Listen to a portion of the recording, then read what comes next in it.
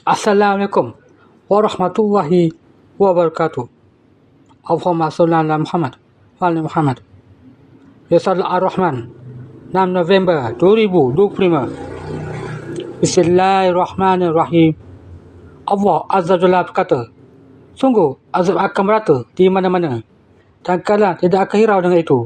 Lihatlah, pembunuhan berada di hadapan kalian. Kalian tidak perlu hirau dengan itu. Tanda itu telah dekat. Sungguh aku Allah bersaksi telah mengeluarkan seorang hamba ingkar, dusta dan berkata, ya Rasulullah, dan dia berkata, Isa ibnu Maryam dalam dirinya. Kalian telah berada pada zamannya dan kalian tidak hirau pula.